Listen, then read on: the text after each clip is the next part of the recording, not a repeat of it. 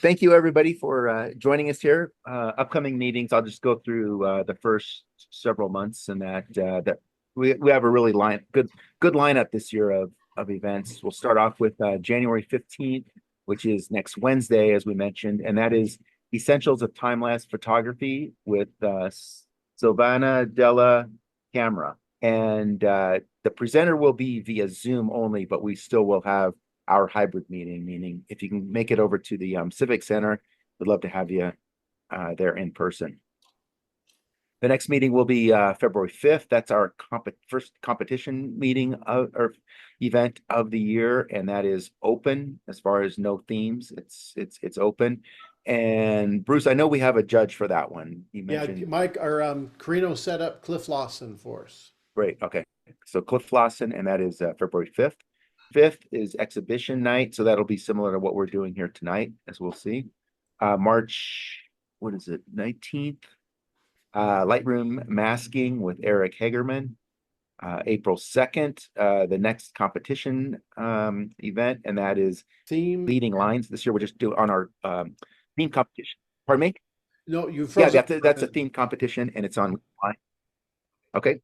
Yeah. And again, this year when we do our themed competitions, we don't have two themes. We're just going to try and keep it narrowed down to one, but keeping it at one that most people should be able to come up with some images on. So leading lines will be the themed competition for April 2nd, and then we have April 16th is Fundamentals of Digital Printing with Louis Katz, and that one presenter will be just via Zoom, but again, we will have our hybrid in-person and Zoom meeting.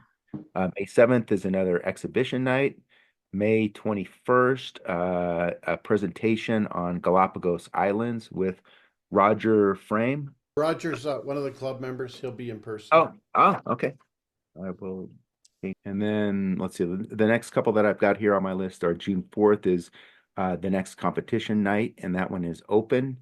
And then on June 18th, there is a presentation on capturing daytime long exposure photography. So I'm guessing that there's some neutral density filters and so forth that'll be in that. But daytime long exposure photography with Jürgen Lobert. And that one, the presenter is via Zoom only, right? Yeah. Okay. And then I know that we've got some other ones. I just don't have them written down, but we'll cover those as You want me year to run progresses. through them all? I got the rest of them here. So, Sure. so then in July we'll have our project. So we'll start our project in June, and then the project will run through July 16th, 15th. And then on the 6th of August, we have another theme competition, images taken at ground level, and Russ Burden is our judge. And then on the 20th of August, it's flower and garden photography with Irene Hinky Scalato. Sorry, I'm probably mispronouncing that. September is an open competition. September 17th, we'll have Working with Gradients and Gradient Maps with Hazel Meredith.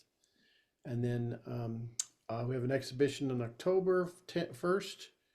And then on the October 15th, we have Beyond the Rule of Thirds, 33 Hacks to Improve Your Scores in Photo Club Competitions with Butch Mazzola, again, presenter via Zoom. And then on November, our last competition will be a theme, and it'll be silhouettes with Trish Sangelo. And I don't have a program for the 19th of November yet. So anyway, that's it. Great. All we know. Good variety already. So thanks for those that have, Bruce and others that have put those programs together. And with that's all I had on my notes. I don't know if anybody else had any questions or any other upcoming events to make note of. I don't think so. Anybody else? Anybody in the club? Okay. Jane, are you ready for your thing? All right. We have quite a few pictures to go through tonight. Nice participation. I did organize the pictures by photographers, so whether you submitted one or more pictures, we'll do them all at once. So we'll just go with that, and we'll get started. And the first picture here is Steve Sorensen. It's called My Three Flamingos. Oh, so what I was going to say is for those that haven't done participated in these exhibition nights, whenever your image comes up, feel free the maker of the image and that feel free to, if you want to describe the scene, describe what it was that you were looking at, describe the image, anything in particular that you were trying to achieve with it, and if there's any things that you're looking for the audience to weigh in, if there's any special post-processing techniques that you use that you want to share with the group. But you feel free to just take 30 seconds, 40 seconds or whatever to describe the image. And then what we do is then we open it up to others in the audience to provide any feedback that we see. Again, not being judged or anything, but just provide constructive feedback to it. Thank you, Michael. Can you hear me all right? Yeah, great. Steve Sorensen here. Hey, Steve. Hi. And it's probably somewhat painfully obvious what I was trying to capture here as far as the synergy and what have you. This picture was taken in Kenya last year, and it was a lake of and these three happened to be off on their own, and I was kind of struck by the whole synergy of the shot. I did crop it down to get some of the other action out of the picture because this is what I wanted to focus on. And frankly, I'd love to hear from the group too what their thoughts might be. I'll weigh in first. I love this one. Just the like you said, the symmetry of it. To me, the way that they all are almost identical in terms of the way the neck position is, the head position. The reflection looks nice. You can tell it's a reflection, obviously, with a little bit of chop on the water, but it looks good. And again, just sort of that, when you look at odd numbers, groups of three, I like the spacing of them, and also just the way the colors of the water. There's a little bit of those tones that, along with the blues, but a little bit of those pinks that flow to me real well into with the pelicans, and it looks like the birds themselves are all three of them nice and sharp. Yeah, it was kind of wild that they were so uniform. Yeah. Very much so. Yeah, I like that. It's great. I Thank have you. one question. I, You can see the waves or the water movement in the reflection, but the water around it isn't moving at all that I can see. Am I just not seeing it? I don't know. My guess would be that the water around it is moving it, but just because of Why don't you let the maker talk? sorry. It's the reflection I would imagine that would create illuminate the water. Okay. I like the way that the birds are not straight across in the frame too. There's sort of an arc to them, and that kind of adds to the motion, of the image. It makes it a little more dynamic. It's just fantastic image. Yeah, I think thank it's you. a striking image. Thank you. Yeah. Appreciate that. Invites you to look at it, and examine. So, Mhm. well done. Thank you very much. Okay, we'll go to our next one. This one is Sunrise Trees. Jeff? Hey everyone, hope everyone's doing well. I'm sure there's a few of you guys on the call that recognize this stand of trees, but I went out to Chatfield, I think it was October I took this for sunrise, and I got a pretty good sunrise. I was just on the shoreline taking the photos of these trees, just close-ups, pulling back a little bit. Kind of drew me here was kind of the spectrum of the colors here on the left, the cooler tones, and on the right, the warmer tones with the trees. And then it was pretty simple photo. I think I cropped it down to 16 by 9, if I remember correctly. Other than that, just bringing up shadows and bringing down highlights. But any suggestions, comments, critiques, I'd love to hear. Glad you got it this year because they're taking those trees down right now. Yeah. Oh, are they? Yeah. Yeah. Oh, good. Yeah, It's that's just really a terrific. fantastic, yeah, a really fantastic image. I mean, I That's do like the contrast, the starkness, um, with the trees, but you do have the cools and the warms. What I just absolutely love is in the center middle, you Yeah. kept that little, group of, grass. yeah, that grass or whatever. Yeah. So, I mean, I discovered it after looking at the photo for, 10 seconds or something. So I always appreciate photos where I discover something into the process of looking at it. It's funny you mentioned that, Bruce, Dave. I'm sorry. I saw the same thing, and first of all, I love the picture, but the little beard at the bottom does something to the image, and I don't know what it is. It just brings a little life to it, or a little more Yeah. realness to it.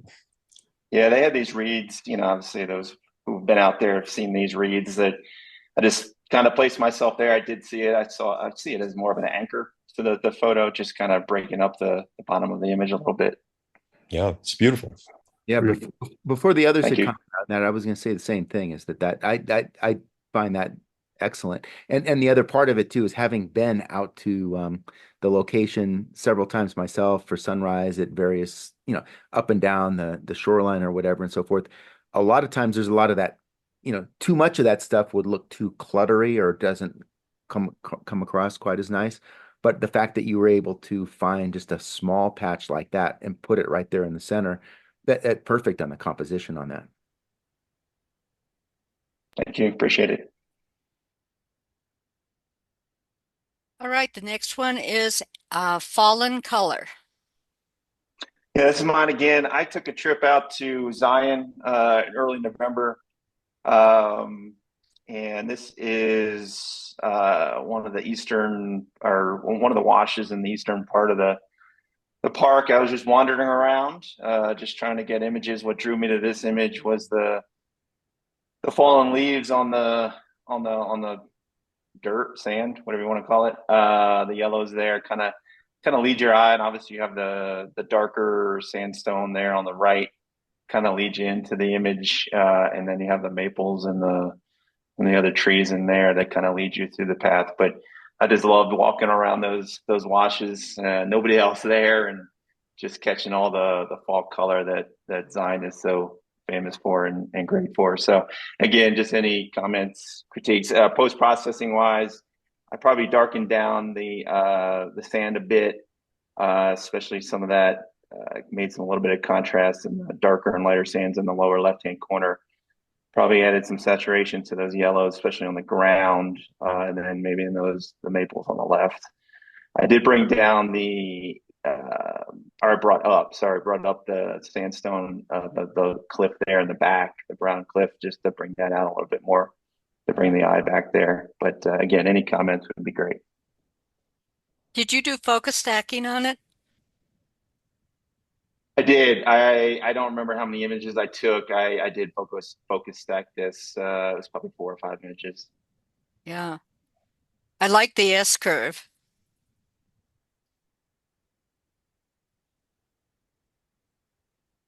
Yeah, yeah. The lines in it are real nice. The colors, textures, all of that is real nice. And the focus stacking is nice because you can see that it's very sharp all the way from the foreground all the way back to the deep background there. Yeah. Yeah, I love the movement that you see with that S curve and drawing you back towards that cliff that's so clear in the background. I wonder if you could brighten up or add intensity to the colors of those trees back there, and maybe add some lighting to the foreground to lead your eye back there also, with maybe a radial mask that would allow you to highlight the path back towards that cliff in the background. But love the image. Yeah. Thanks. I did notice I noticed on my last image there that the colors are a bit, at least on my screen, are a bit more muted than what I usually see. But yeah, that's usually a little bit more saturated on my screen. But yeah, Just love the colors with the red and the yellows. I was Beautiful. actually going to compliment you for not oversaturating either of these images. But yeah, I mean, just when I do pictures like this, I'll, to the point of having some radial filters, instead of having just one giant one, you could have a half dozen little ones just for a pop of extra, whatever it might be, texture or color or brightness or, whatever it might be. But yeah, what a fantastic image with all the textures. Yeah, I usually do some of that, Dave, on the clarity. I did bring up more clarity on the rock there on the bottom right and in the background too. And then I always, well, not always, but a lot of times I'll do a freehand vignettes, both the darken and then also kind of the spotlight. Again, just to build the light and lead the viewer through the photo.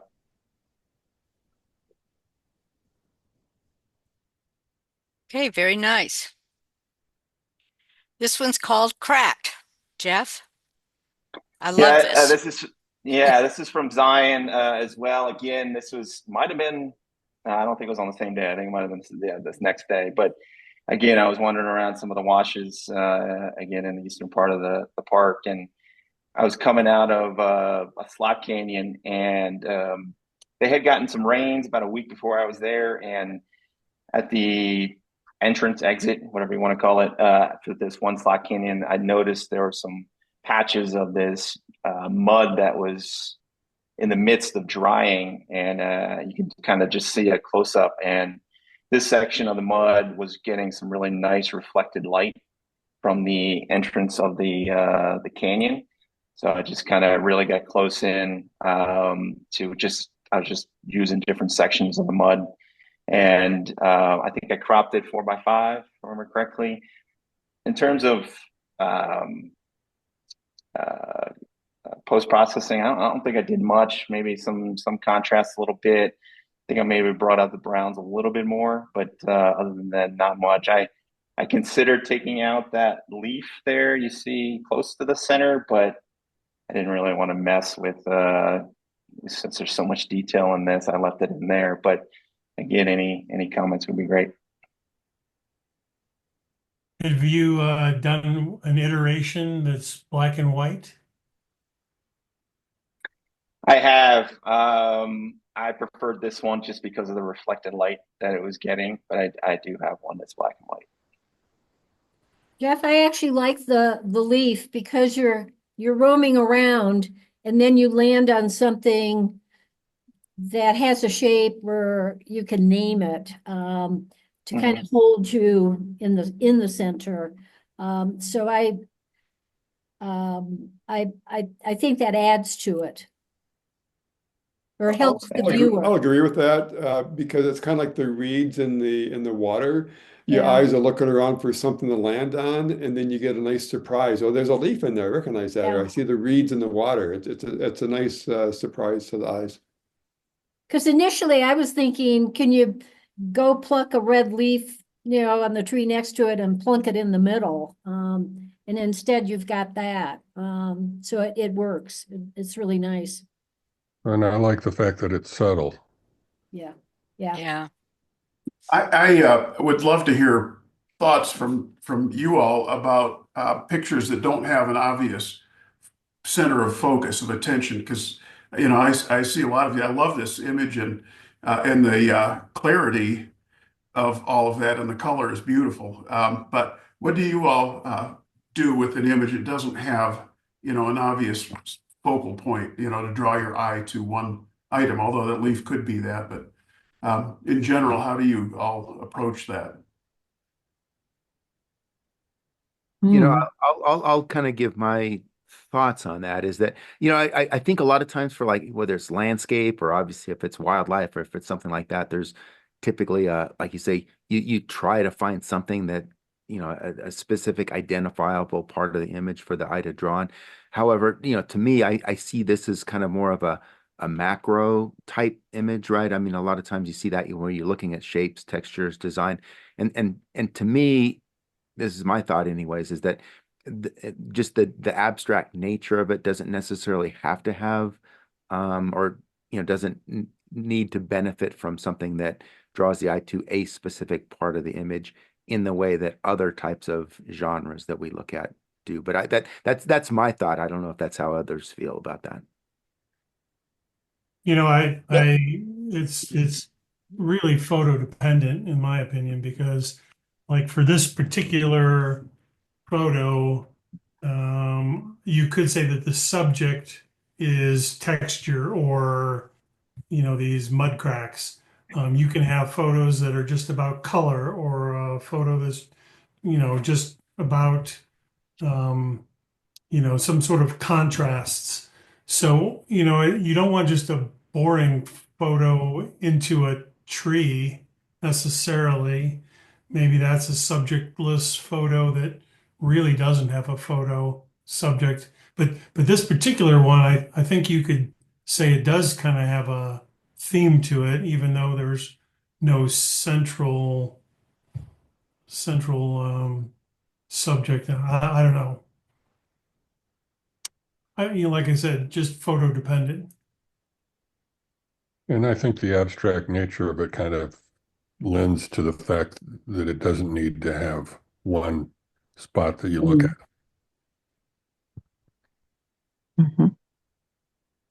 I always look at things like this, and these are my photos. I'm not trying to impress anybody. I'm not, I understand there's rules and things, but some photos are just for me. So if I like the way it looks and I like the way it came out, I'm happy with it. A great photo. Period. Have you ever thought about doing this in black and white? Yeah, he's just. Yeah, Dave asked that earlier. I do have a process in black and white. I think it looks. I shared this one. I just prefer the color here with the reflected light coming off the canyon walls. And see, there goes to what you like, Yeah. Yep. I've got a question. Would you consider this a mono print? When we talk about, the competitions or whatever, if we just had a monochromatic, would this qualify? This is definitely monochromatic, but Yeah. the question really is, will the club want black, or are we revising our black and white category to black and white, or is it really monochromatic? Because this certainly is monochromatic. Actually, when I say this, I like the one competition we had that was called Mostly One Color. Yeah. That was kind of fun, and then you don't get into, is it black and white, is it mono or whatever. But this is always sometimes a gray area, so to speak. No pun intended. No pun intended, right? But Dave, on that, because we used to have monochromatic was, what we called it, and then we kind of changed it over to black and white, partly because of that, that was a little bit vague, and sometimes there were some that were really close on the border, but they actually had more color than what would be considered monochromatic, and so we now have kind of gone more to the black and white category, and so this one unfortunately would not maybe fit into what we now call black and white. But and that's why I was kind of raising it in case it comes up again. Have we clarified that? Because I remember putting in something and it was sage green. I mean, it was green, and it wasn't black and white. So Bruce, it's good every once in a while to redefine the terms and what we're talking in terms of categories.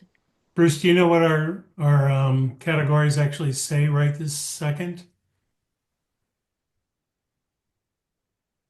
Oh, you mean as far as what our categories are? Does it say black and white, or does it say monochrome? It's black. It says white. black and white now. It's black and white. Yeah. Okay. Yeah. We kind of had that discussion because I think part of it was just it started to get convoluted. So Yeah, we were having difficulty with it. yeah. Yeah. Yeah, it's color, Anyways. it's black and white. Yeah. Well, let's move on to the next Can picture I here. ask one question before you do that? Jeff, you've mentioned a couple of times, one you cropped to 9:16, one you cropped to 4:3. How important is it to use one of those standard ratios for cropping a photo, or is it okay to just use whatever arbitrary ratio works for the image? Unless you're framing it, probably doesn't. Yeah, you can use whatever you want. I Yep. don't really follow rules. I just like the 4x5 in this one. I usually start with one of the presets, 4x5, 16:9, whatever it is, and then if it doesn't look good to me, yeah. I mean, as Bruce said, if you're printing it out, it's easier to stay in one of those formats, though. Thank you. And Jane, you asked on the earlier image. This is also photo stacked. I was pretty close Yeah. to the mud, and if I remember correctly, I think I did 9 points here, 3 rows of 3. Really? Well, Yeah. I also like the diagonal. I mean, you can see the diagonal Yeah. in there, and I like that across there. Anyway, let's go to your next picture. Yep, That's last called one. Kanara. Is it Kanara Falls? Is that how you say Yeah. that? Yeah. The color's a bit muted on this one too. But this is in Utah as well. This is on my trip. This is not in Zion. I made a kind of last minute decision to drive up to check out this falls. Actually, there's 2 of them in these canyons. It's about an hour drive north of Zion. And I was there by myself. I don't think they're too busy in November. I think they're much busier in the summer because you got to get a permit. I think it's like $15 or something. And I had the place all by myself. It was wonderful. And this is the last falls that you get to. You cannot go beyond this falls. It's illegal. I guess it's private property. But again, just different frames I was taking of this waterfall. Waterfall was probably about 7 or 8 feet high. Toned down the rocks, dodged down the rocks down in the foreground. Brought up some of the highlights in those little rapids there in the front left, and just brought out some of the color, which you don't really see much here, but brought out the color in the walls of the canyon as the sun was hitting those. But it was just a beautiful location. If anyone's ever in central Utah, I would highly suggest going. They did get a dusting of snow that morning, and the water was very cold, but it was well worth it. So again, any comments? You'll probably see another couple of these from me in the months to come. I see faces in the rock formation. You could zoom in on the upper right and just see it as a face, which I would didn't be even really notice that. kind of spooky or kind of interesting. An alien. Yeah, I see what you're seeing there, Kathy. Over the one over there on the right in particular, upper right. Yeah. And Like a Jeff, mass. real quick question. This is beautiful, a great composition in that too, because I know. So I've been back in here before too. Same thing. I did a trip myself just out to Utah, and I went through Zion, and on my way out, I did exactly the same thing, sort of a last minute on my way home. Swung by and hiked back into this canyon. You mentioned that this was like the second one back in. I think I must have just only got to the first one where there's like that ladder over there on the right side of the one. So this is what further back in the canyon if you hike up that ladder and go further back. I didn't know if I could a ladder or not when I got to it, so I didn't go beyond that. So yeah, I don't know when you were there. They replaced the ladder a couple years ago, so it is quite sturdy. It's not as photogenic as the old rickety wooden one they had, but they replaced it, and it's has a handrail and everything. It's super easy just to get up. But that's the first waterfall, and then you go through an open section, and then there's a second slot canyon, and this is the second falls. Nice. Okay, I didn't get to this spot then. I was over at the other one, but this looks beautiful. This is really nice. I got a question. Did they have the wooden? Did they have the wooden? This is actually not a standard for. I think I did a little bit more narrow than 2x3. I think there were some distractions to the left or right. I can't remember which side. Hmm. but it's somewhere between 16 and 9 and 2x3, but this is not a standard one. My question is, to me, this almost looks like two images. The flow in the front and the falls in the back. Have you looked at making the like falls a standalone without the flow? Yeah, I've got images that are much closer. This is Right. just one of the ones I've edited so far. I've got ones like you see that darker boulder there. I stood there for a while, took photos, and then I stood right up close to the falls as well. So like I said, Forward you'll to seeing those. probably see those soon. Looking forward to it. Yeah. I like the composition on this where the water kind of is a little bit of an S curve there, and it's a leading line up to that waterfall. I think it's gorgeous. Thank you. You know, I like that you have a really pleasant, slow shutter speed to have the waterfalls blurred, but not too much. What do you think? You're about a 15th of a second or an eighth or something like that? I was probably, I don't know if the info's on it. It was probably a third of a second, maybe. I don't know. Maybe it was half a second. I don't know. I don't remember. It was dark in that canyon, so I had to Oh yeah. definitely have that add some shutter speed or increase the shutter to get the image right. Yeah, The one thing Yeah, I was careful not to blow out the tops of the falls because I knew. I think I actually did two exposures, and I blended in the top of the falls there because I knew that was going to blow out. Yeah, that's perfect. On this particular one, the one thing I would try just for grins, and I don't know if it would work, but you got such great leading line. Everybody knows where the center of focus is, but I would maybe boost the saturation on the very, very orange, reddish orange at the very end, and then maybe take a, some sort of,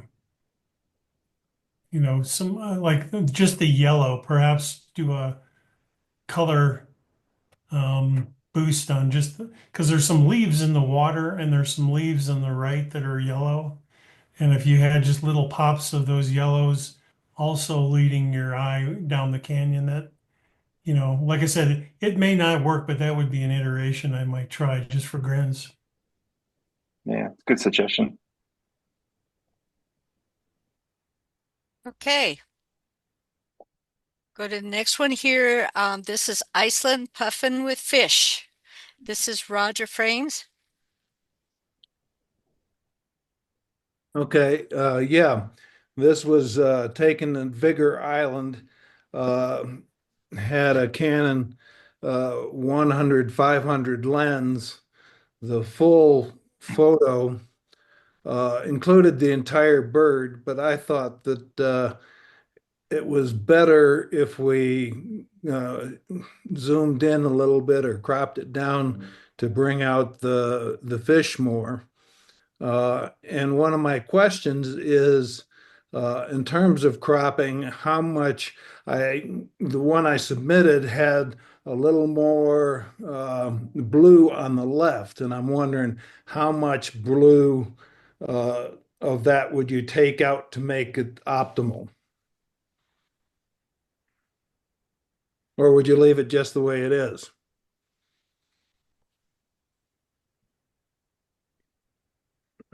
I like the crop, especially since it's almost square. His eye is right on a third, I mean. Yeah, maybe make it square and just cut a little bit off the left. That was going to be my thing. I think it looks beautiful, and if you do cut a little bit off the left, you still have a little bit more blue to the left, meaning that you're giving him room to look into or to look out of, I should say. So it's not like he's looking right outside the frame, and he's still, by moving a little bit of that off of that left side of the frame, that moves that eye closer to the third. It's not quite in the third. It doesn't have to be right on the third, but I think that would give it. I think my eye would like that a little bit more. But overall, great image. All of those fish in there. The beautiful photo. Yeah, the one thing I noticed if I were going to change anything would be on the white breast part of the bird. There is still some noise thrown in there. So if you did like a radial filter around that and did a little bit of massaging with the noise filter, maybe you could instead of making it, I understand you're trying to make the feathers sharp, but in this particular case, I think it's to its detriment, and just having a consistent white color instead of the grainy noise in that one little area would make the image just a tinge better. Yeah, I hadn't noticed that I did denoise the sky uh, to get that out of it, but I hadn't noticed it on the breast. So that's a good, I can do that. My thought on the sky is it seems to be 50% of the image. And to me, to my visual perception, that's a little bit too much. That's what I thought too. But coming in from the left a little bit, That's I think exactly would right. enhance the image. More Right. focus on the bird and the fish. And I love the way the fish have all their eyes on one side. Mhm. Yeah, I had several pictures of this that most of the or many of the others, the bird was facing a different direction or whatever. This is the one that got the fish eyes the best in doing it. And I agree with everybody in terms of moving that's what I did on the one that I am using the most of was I made it square and moved it in from the left, but I submitted it to so that you'd see this so that see if what the alternatives would be. It would be easier. Yeah, great detail in the head of the puffin. Yeah, this is a great shot. The one thing I did notice you might want to look at is you got some hot spots in the fish there. So I don't know if you could tone Yeah. those down a little bit, but there's one right there towards the end there. There's one Um, big one, second fish in that yeah, Yeah. noticed if I try to tone that down, then it turns it gray. yeah. Uh, so So the way to handle that these days is with the AI. Circle it and see what the AI does. It that'd be usually interesting. replaces it with a fish body instead of a reflection. Oh, that's a good idea. Or maybe do a little cloning with going it. But I know my eye went right to those hot spots, you know, Okay. very nice. Yeah, awesome images and easy fixes. Mhm. Okay. This one's Hudson Gardens 1. It's Bruce Norman. Yeah, so we could probably skip through these really quick, but I just thought since we went there last weekend, froze our butts off, I thought I'd at least have somebody look at them. Yeah.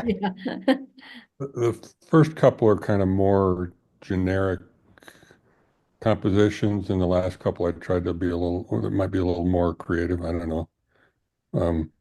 Open to suggestions anyway. What camera did you use over here, Bruce? Sorry, What camera did you use here? my R5 Mark II, and everybody else was doing better, more photographic technique using their tripods, and I was Mr. Lazy, and I was I was using my image stabilization and higher ISOs. I had my tripod on my back though, so if that counts.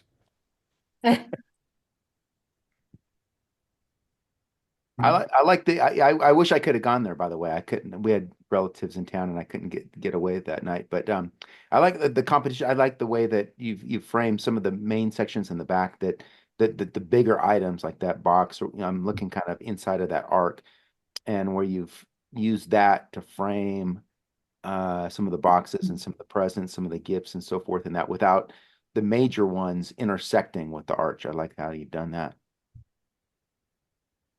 So my one question to everybody is the tree on the left with all the lights on it.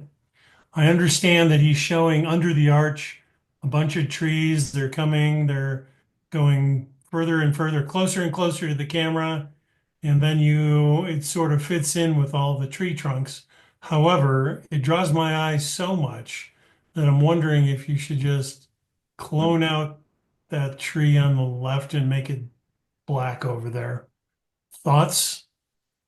Does it add or does it take away? I would agree with you. I would take it out. Yeah, I thought about that too, and I think that's probably right. I don't really like the candy cane on the right either. The No. red kind of You know, doesn't. you could really take that out and you really wouldn't see it, even though part of it blends into the art. Oh no, the one on the right is the one that I really don't like. But yeah, the one on the Oh, left, on the I don't left. like the Oh, one on the left either. I kind of like the tree on the left. To me, it gives it an anchor. Start there and move to the right through the arch. That's Yeah. where my eye goes. Mm-hmm. But I'm contrarian. We need those.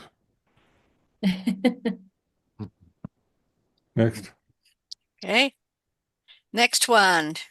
This is Hudson Gardens 2. That looks cool. Yeah, Into that's the tunnel. that's good. Yeah. Yeah, this one I did a little more processing on. I kind of like the texture of the little path leading you in. That's what I was going to say. That the path, the leading line thing down at the bottom. That's what I really like about this Yeah. image. It's right. I'd lose the present on the right. Yeah, I would crop out that box on the right. Yeah. I don't think it adds anything. No. Yeah. Okay. It doesn't Yeah, fit with the theme, that's for sure. Yeah, that and that pole. There's a pole sticking on the left side there. That's coming out of that metal box. yeah. Yeah. But yeah, it looks awesome. That's an awesome image. I really liked your title. It's very creative. Well, I put it like that because I wanted all of them together, and sometimes they go by title. I didn't know that Jane was gonna. So in case anybody didn't know, there's Hudson 1, 2, 3, and 4. Oh, So Great leading line there, Bruce. that's right. Okay. we were fortunate that we didn't have many people around. Isn't that the truth? Man, This this reflection is just, especially with the stuff in the water, makes this so abstract. I love it. So this one, yeah, I thought this one was a little more creative, and I flipped it upside down because, of course, as we were looking at it, it was the other way. But this is, we have images of the butterfly with the reflection, but I took one of just only the reflection of the butterfly and the stuff there, and the ice is what gives all that extra texture, huh? texture. Yeah. A unique look. I almost didn't take this photo myself because of all the stuff in the water, the whatever that is. But you really use that to your advantage to make it even more abstract. I might take a radial or a linear filter and dull down the bottom just a little bit. But this is really cool, man. It's really cool. Yeah. Okay. This is Hudson Gardens 4. So this one is we found one really nice reflection of this red tree, and everybody was photographing that, and I deliberately did a camera movement on this one. So this is another hopefully creative abstract. Nice.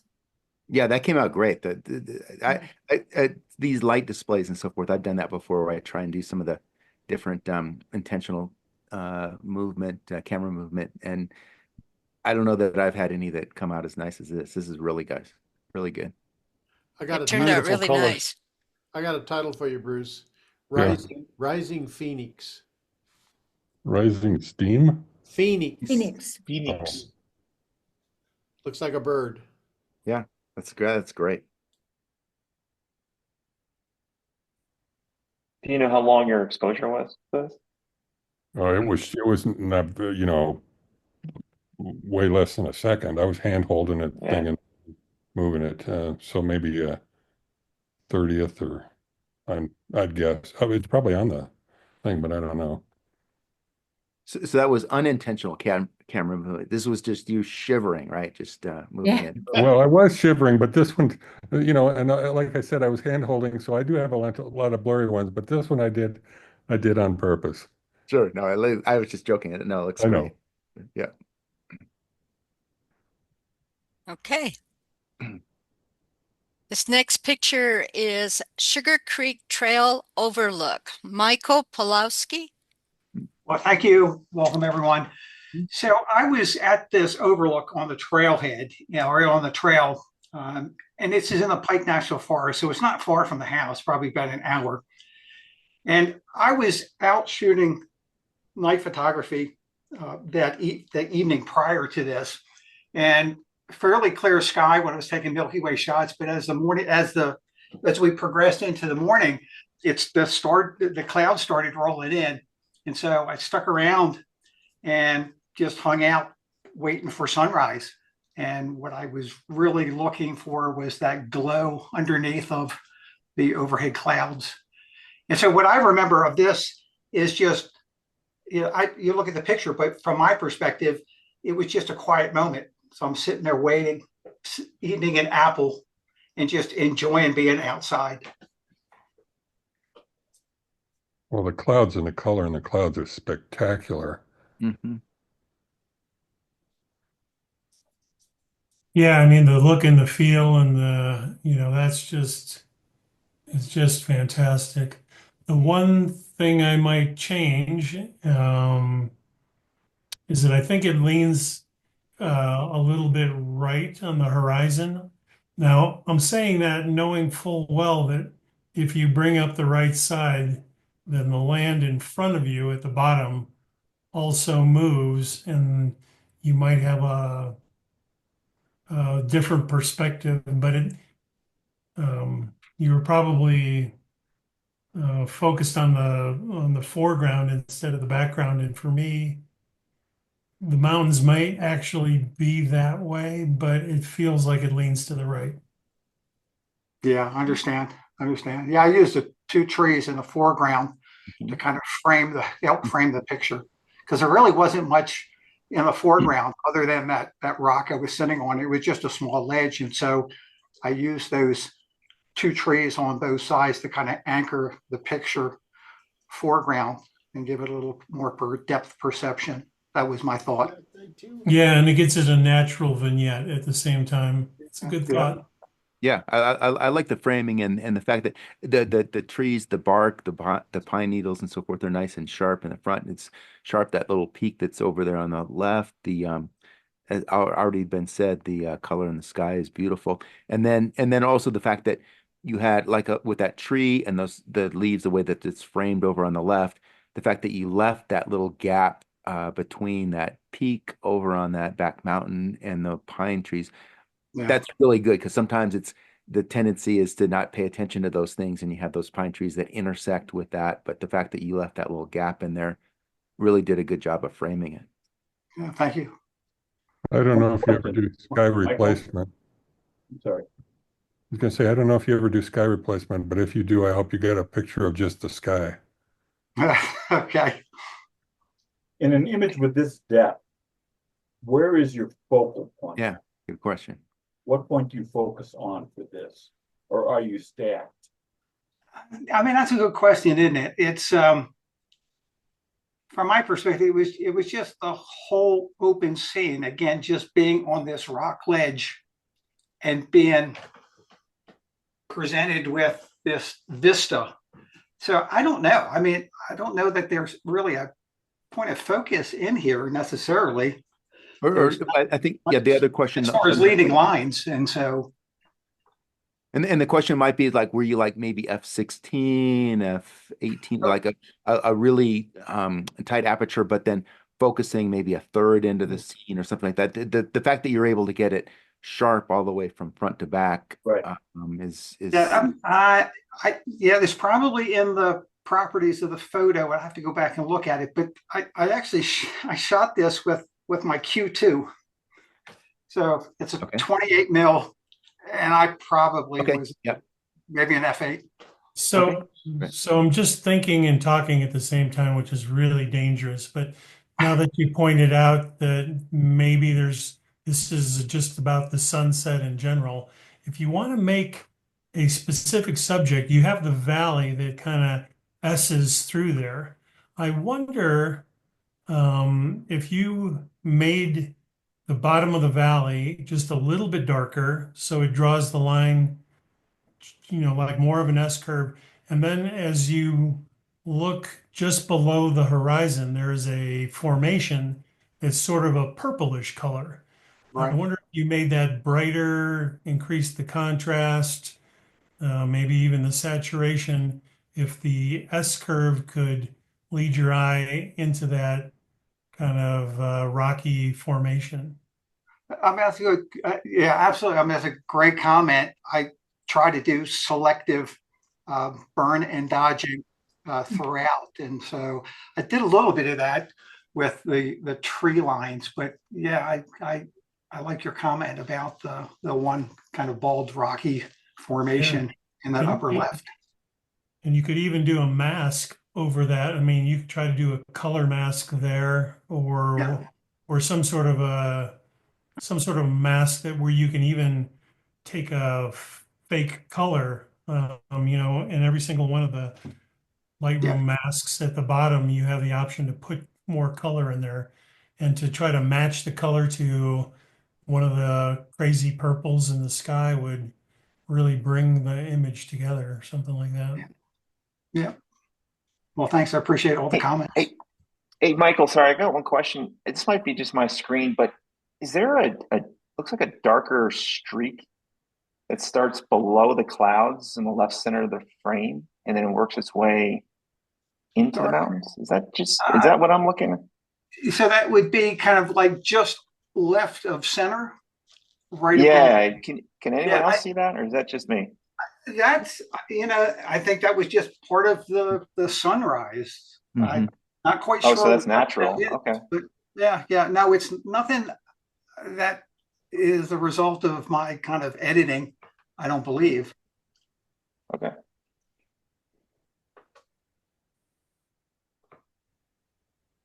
Okay, we'll move on. More, please. This is for James.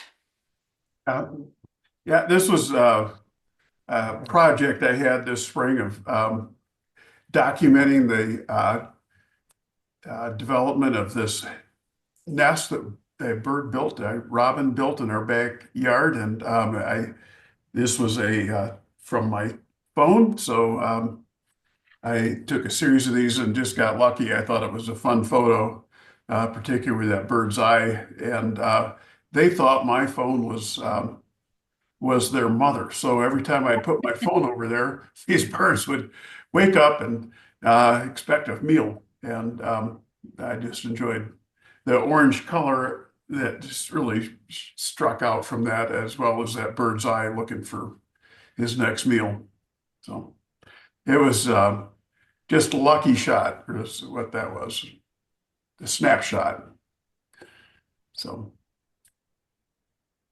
If you didn't have the one bird, you wouldn't know what the other three objects were, So it really does tell the story. When I first saw it, I thought those were some type of flowers. Yeah. Until I saw the head. Yeah. That was just a fun photo. Yeah, Fun perfect snapshot. timing. Yeah, great timing. Perfect timing on getting that. Reminds me of the old book, Are You My Mother? Wasn't that like a Dr. Seuss or something like that, right? When I was a little kid. Anyways, great fun story. Yeah. All right, Iris Lake. That's also one that I took. We took a 3-week camping trip in the Sierra Nevada this past summer, and this one was the park ranger, we were hiking to another lake actually, and she said, "Oh, have you seen the iris down there?"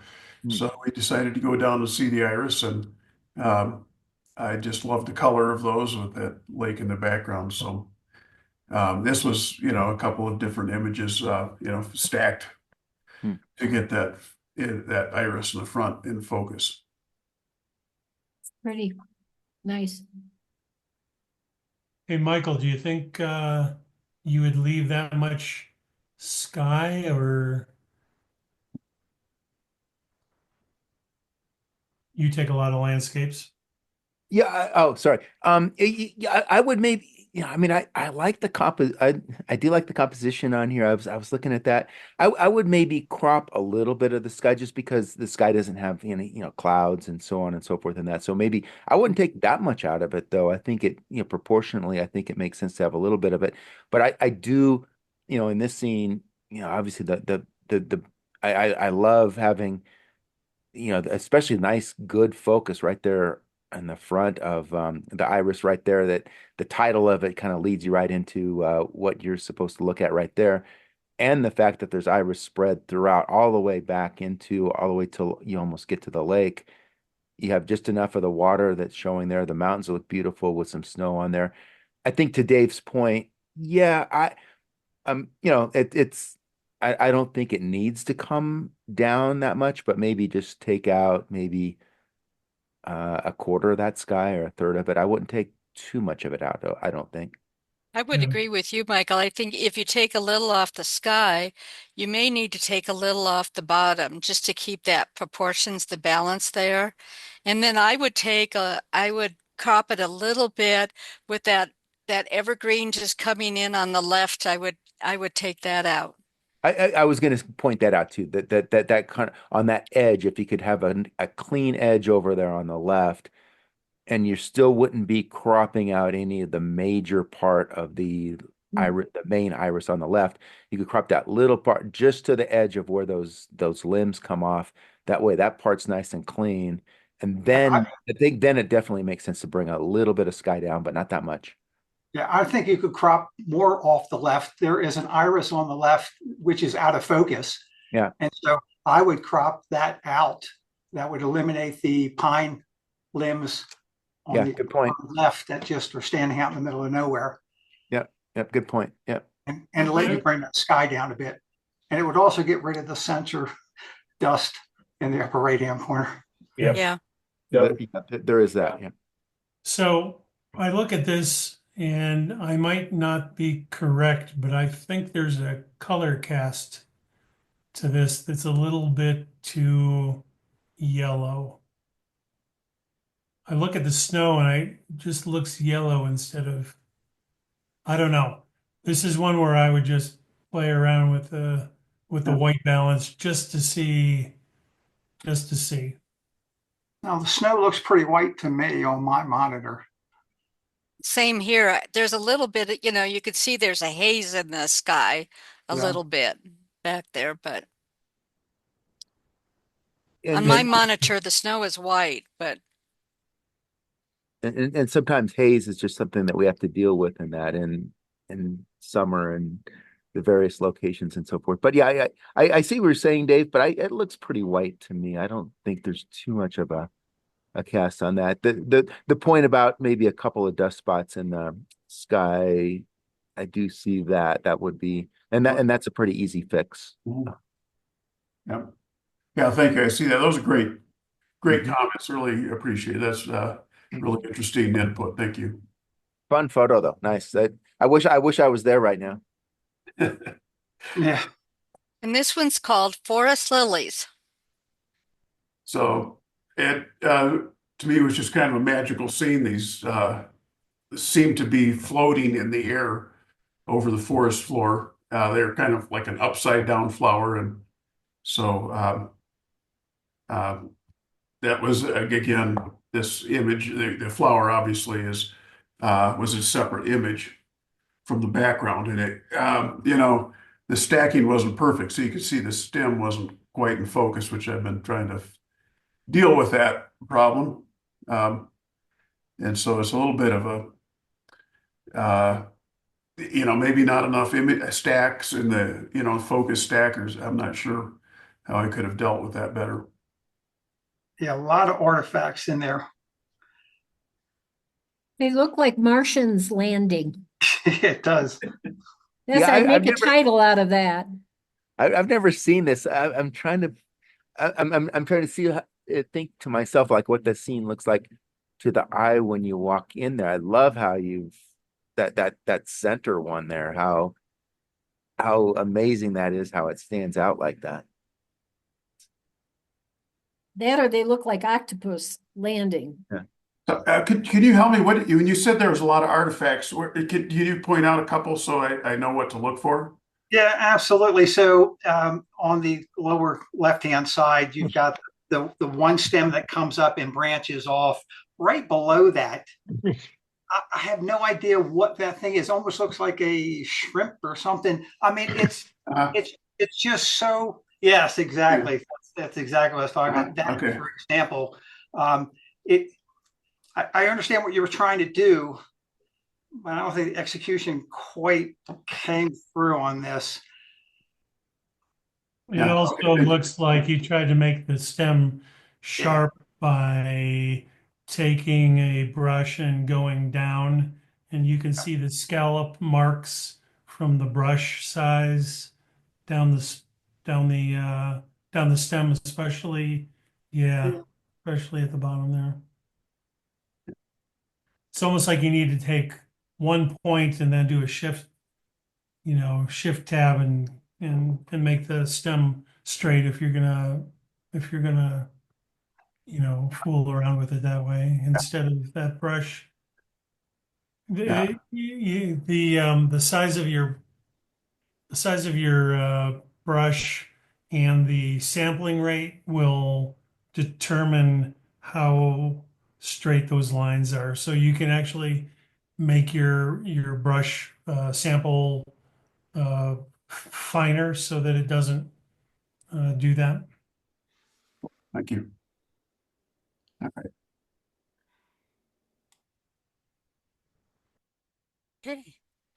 Sequoia Halo. No, this is, the end of our trip and Sequoia National Park, and loved these the color of those. So, obviously I highlighted that the bark and the on that tree, and but such beautiful trees, and that was my take on it. Trying to capture the size of those, the majesty of them.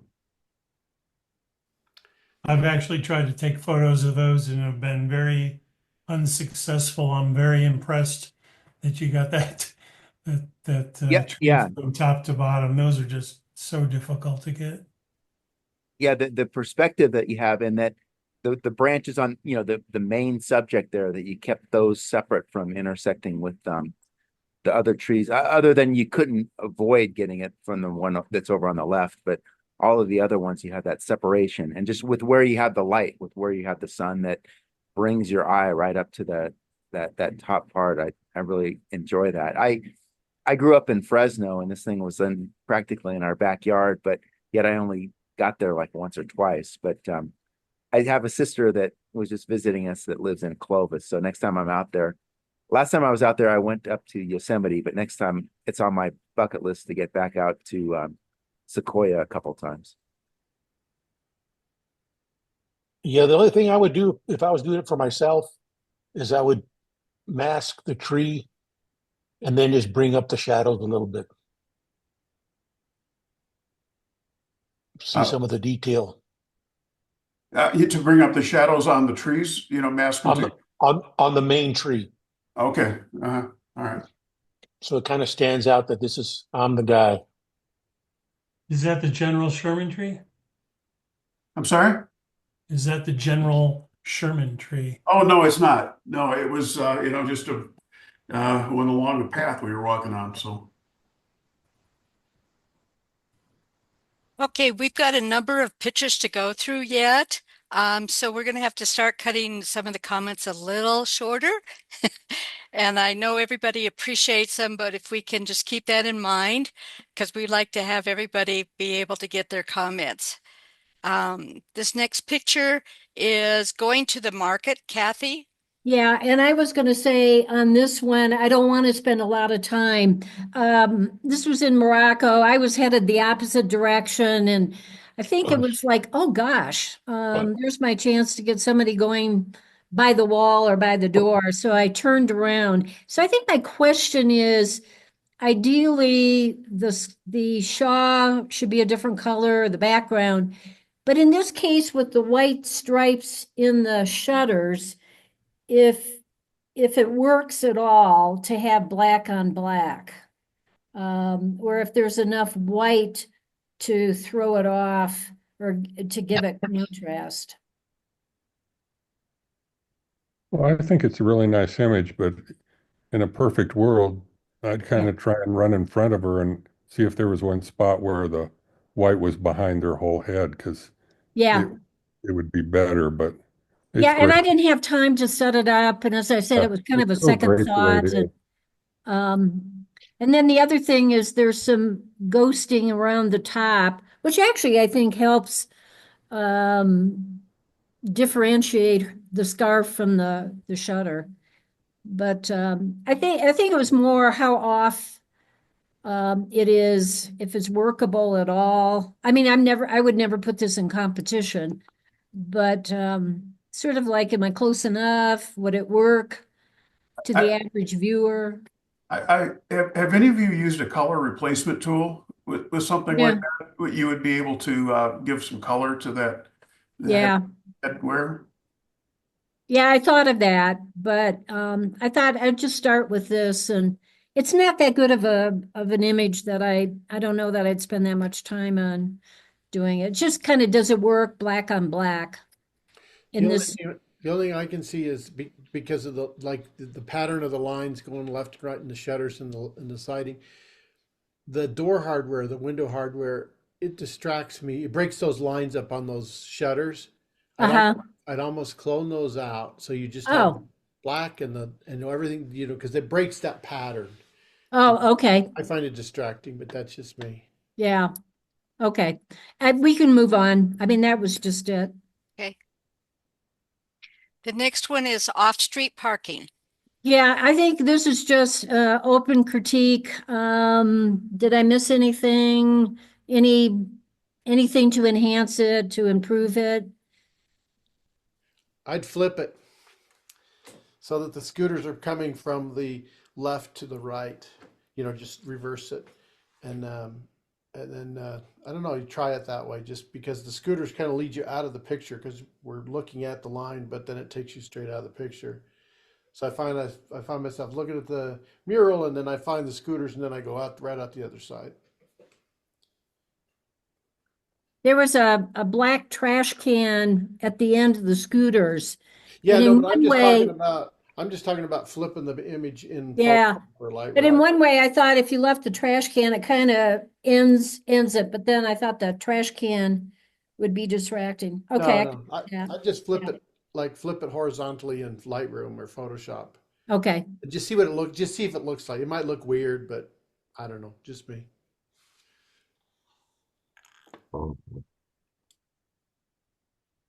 Anything else? Okay. Sorry.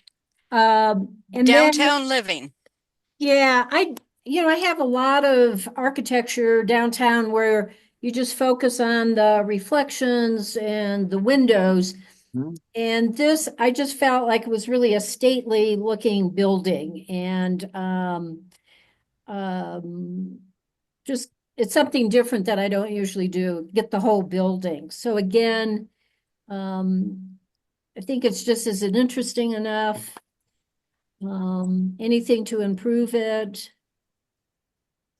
I like it. I like the design, the texture, the lighting. I think is beautiful. The sky is, like I said, it's kind of blue hourish kind of a theme that you got there. The two red things in the front kind of add some interest to it. What I also like about it is just the sidewalk, the placement of that along the edge. And then again, for the most part, you've got some separation between the trees over there.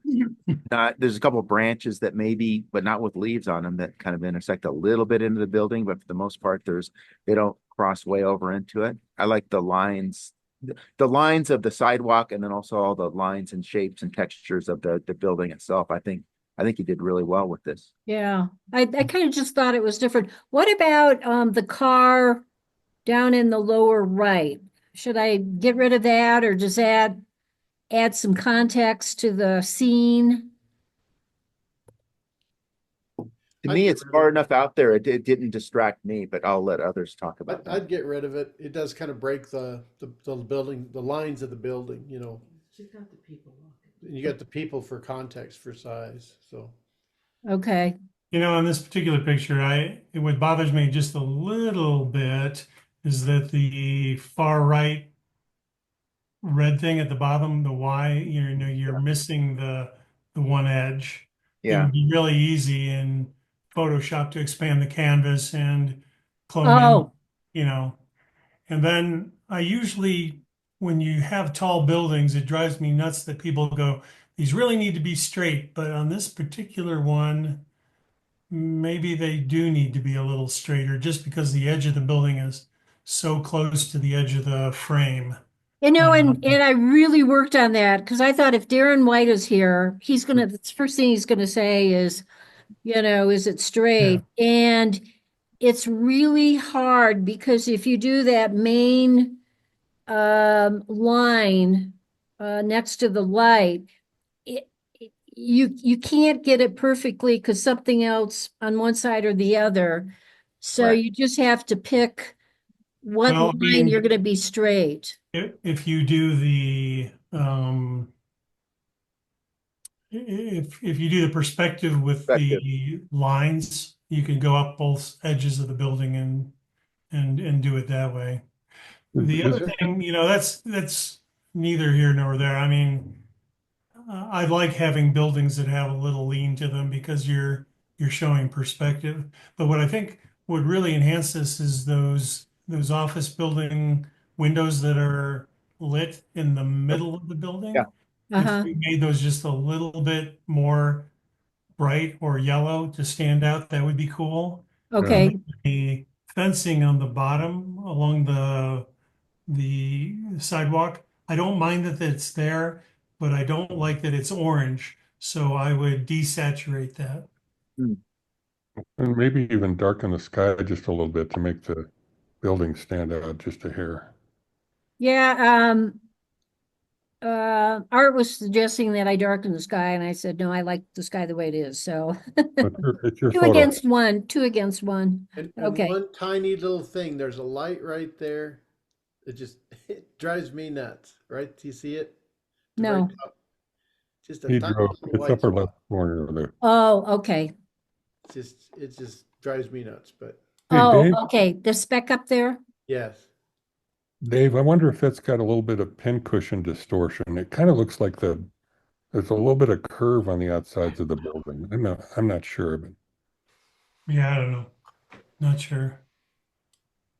nice It's though. it's one of these things where if you're gonna make it distorted, really make it distorted, or if you're gonna make it straight, really make it straight. It's like those photos that have a Dutch angle and it's just a little bit off. I mean, either make it just make sure we know you're purposely showing distortion or horizon, angles or something like that. Because when it's just a little off, that's when it looks like it's a mistake. Yeah, well, I really was finagling and trying to decide which straight line to choose. Okay, that's good. Thanks. All Okay. right, Santa. This was my Hudson Garden pick for tonight. So I want to use this for a Christmas card next year.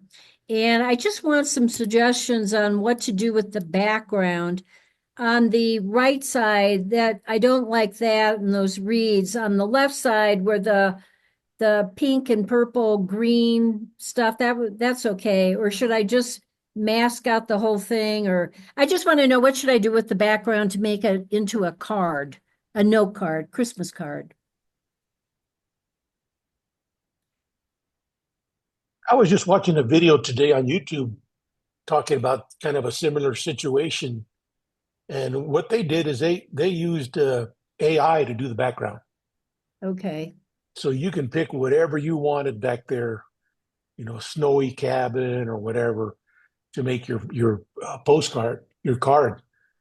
But that's what I would recommend. I would recommend, because if you're not happy with that background, put something in that you like. Yeah, or if I could clone the left side over to the right, and because those are kind of pretty little lights. Yeah. That would work. You know, the only thing I don't like about this is it's got too much headroom. I would bring it down a little bit. Oh, But okay. I actually like the reeds because they're kind of horizontal. They match the trees. And the only one I would kind of clone out, or is there's a reed on the left-hand side that's at a severe angle. I might take that one out, but leave all the rest of them in. It's kind Even of, on the right side, yeah, I'd leave those in there. that's okay. Except for the one just above his mitten, that one little Yeah, thing, I would get rid of that. But I agree with you. I might even want to brighten the reeds just a hair. Because I okay. think they add some cool background.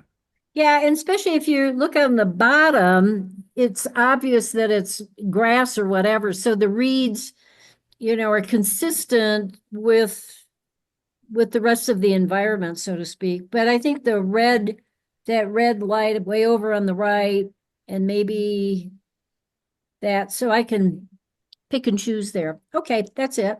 Thank And you. then Great. It'll be a pretty card. Yeah. Okay, white pocket for Tony. Yep, not much to say about this. If you ever been to White Pocket, you've seen the tree. It's a pretty stark and barren area. It's absolutely beautiful. So, any thoughts on the composition or coloring? Tone. Can you go to the left and get more of the tree out of on the bottom left of the tree is kind of intersecting? If you moved more Not to the way the it's left, shot, I can't. Sorry? Not the way it's shot. Yeah, I don't know. I haven't been there. might darken the sky a little bit, just to make it a little more dramatic. Okay. Yeah, I would just crop it a little bit on the left side, just kind of, where that one rock comes down into that little valley there, just bring it to the center of that little valley where you don't have that little rock sticking out. And then Okay. maybe just bring the sky down just a little bit. It's beautiful texture. Okay. Good ideas. Thanks. Yeah, I would add a little more contrast to the rocks to help bring out some more of the texture of the in the front part here. I added a lot. Believe me, it's white. Did you? Oh. Yeah. Yeah, one more comment on the cropping. Again, the bottom right toward the middle, that texture there doesn't match the texture of the rock face. So Yeah. if you crop the bottom up just a little bit to get rid of that, I don't know if it's sand or what that is, but the texture just doesn't match. It's sand. Yeah. Yeah. Good call. Thanks. Mm-hmm. Erosion. Tony? This is Antelope Canyon looking up. It's just a different view of the place. Nice picture.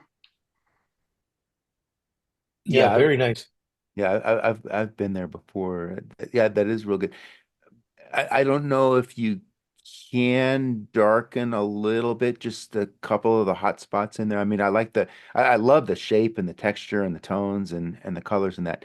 Just my eyes go, as they probably should, towards the center, but maybe just a little bit strong on the brightness in there. But I've been there before, and I know that it's the contrast is strong when you get some light coming in through some of the pockets. Yeah. I had difficulty bringing the sky, Yeah, the white down to a temperature that was acceptable Yep. without going gray. Yep, I know what I know what you're talking about. Yep, yep. No, Yeah. it looks nice though. Yeah. But I think I the only- love where I could bring out the texture in the rocks all the way up Right. with the light that was available. Yep, I know. Hey, Tony, is this one image? One image. That's what I was going to ask. Yeah, It really I've needs been there too. HDR. Yeah, I've been there too. You need to take like 5 or 7 exposures, and especially if you're pointing straight up toward the sky. That's what I And was it's gonna just say. really, really tough to get in one exposure. At least in the film days, when I was there, I took it with film, and you get a lot of purples and blues in there. I see a little bit of purples in there. Maybe you could bring out some more of the purples in the rocks. Okay. And there's one spot toward the bottom. There's a little blue dot. Is that just a hot spot on the sensor? I'm assuming this was a long exposure. No, this is not a long, it's not really that long. But It's I not. think the spot you're talking about, yeah, it's got to be a hot Yeah. spot. Okay, so Yeah. Okay. And now it's gone. yeah, I mean, most cameras now have in-body HDR. You know, you can set up exposure bracketing, right? So Right. you can do 5, just push the button once and it'll take 5 shots automatically. I'd have to look back at the stack and see if I built a stack on this one, because I did a lot of focus stacking as we went through, because of wanting to capture detail all the way up and through. So, yeah. The canyons are beautiful. oh yeah, Tony, I definitely appreciate a new view for me at least on a very mature subject. It was well thought out. it's hard to find something different there unless you look differently. So, yeah, thanks. That's a very good point. It is a unique capture. Yes. Okay. Yeah, love the image. Hungarian Parliament. That was my cell phone from a boat as we Wow. were having a dinner cruise down the river. I'd keep that cell phone. That's great. Very beautiful image. Yeah. I just love this place. I love that image. My God. And the little guide, the guy walking down there and stuff. Yeah, down left, people on the dock. Yeah. Up here. And the way those colors reflect down on the water, I think is beautiful. To lead you, I mean, it's that pulls you right up into the building. I like that a lot. It's a gorgeous building. It is. Oh, You know, Tony, I think I've got pictures from that dock and from the other side of the Danube, but I don't think I've ever taken it from a boat. That's really nice. You know, it was funny.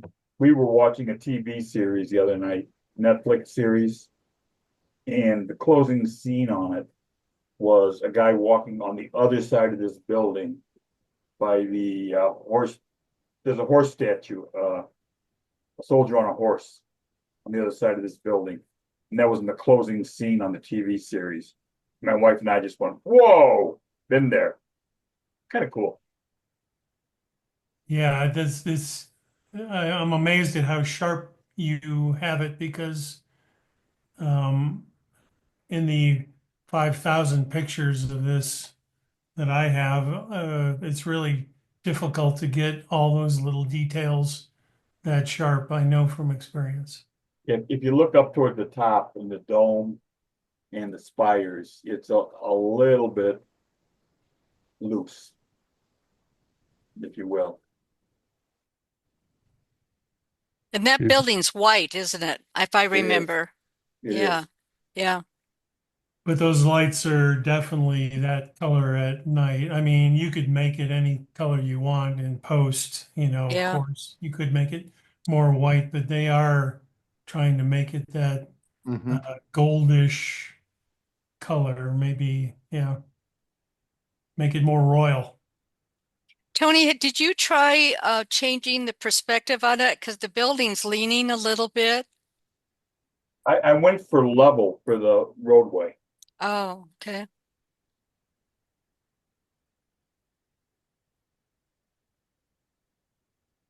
So yeah, as it goes in towards a vanishing point, it seems to lean that way. Yeah. Yeah, and I think like Jane was saying too, like just like in like in Lightroom, the perspective thing that just kind of straightens. And to me, they don't look like they're that slanted, but sometimes just hitting that button and all of a sudden, what they this straightens up all of the lines vertically and that along the Right. entire. What I found with that perspective Yeah. tool is that the lower you shot the image, Mm-hmm. and if you try and straighten it up, you stretch out the top to look. Yeah. Yeah. I got Yeah. you. I get. Yep. I know what you're saying. Yeah. So Yeah. yes, something that's looked at but often not used for that Yeah. reason. Right. That's Okay. beautiful. Okay, thanks. All right. This one's Stephen's Basilica. St. Stephen's Stevens? Basilica. St. Yeah. Stephen's. Yeah. And this one, I just did that perspective thing that you talked about, Michael. Uh-huh. In pulling the top forward Okay. to straighten it. So I went for as vertical as I could get on the sides. Yeah. That looks great. Took out a few people. Was this shot with your iPhone too, or your phone? It's a Pixel phone, Pixel 7, yeah. Okay. Because Why do you ask? it looks a little soft at the top, and that's probably just the perspective of the phone, right? Yeah, it's that perspective thing when you straighten a building at the top, Yeah. it'll get that way, you Yeah. lose some of it. Yeah. Yeah. Very nice. I like the color and the fact that you caught it like at that blue hour where it's not perfectly dark, but that blue against that golden yellowish color of the building, that the complementary colors and they're Yeah. really nice. One question I did have, I took out a couple of people in the foreground area, but I left the kid on the scooter and the bird. Yeah, I'm not sure I like the bird. I don't mind the scooter. There is another person sitting on the steps on the left. Right. Correct. That's a good question, Tony. You know, how many people is, I mean, classically, you'll see people leave one person in a shot. Yeah. But I think it's fine there. I kind of like that. Again, it adds perspective to it. I mean, you already have, the human element in there that it's sometimes, I think, rather than a crowd of people, but one, I think it works there. St. Stephen is big in Budapest. San István, as they say there. Yes. And this is a enormous cathedral. You can Is climb that up the- on the hill? No, it's actually just in from the Danube. It's Oh, on okay. the Pest side. So no, Okay. not on the Buda. Okay. Yeah, there's You some can spots see it where from you've taken some everywhere. things out, it's pretty obvious. So again, where the two people are sitting to the left, there's a blur right under the guy. And then if you look on the right-hand side against the gate where you have kind of the crosses, there's a blur there. So it looks like that there's a couple spots where you've taken things out, but it didn't quite work. Yeah, on the left, where I left the one guy, I did take out apparently most of some person, but not clean enough. It's obvious. That's all I'm trying to say. Yeah. Yeah, because there's some blur. And again, on the right side, the fence, right above the person with the red jacket on, just above he or her, and to the right, if you look at the fence, the ornament in that fence line is gone. And so it seems like something was taken out there as well. Not seen it, but I'll have It's to not look noticeable when you more first up. look at it, but when you look at it more closely, those things pop out at you. Yeah. On the street on the left, the lower left, is part of that cloned or the lines don't look like they work together right there. I'd have to go back and look at the main image, Okay. the original image. Okay. 'Cause I remember taking people out near there. Yeah. but, okay, Okay. I'm Jane, good, we got- thanks. Jane, we Appreciate the got input. 20, Jane, we have 20 images left. It's I 8:40. know. We need to move. Yeah. Okay. This is Needle Me, Patrick.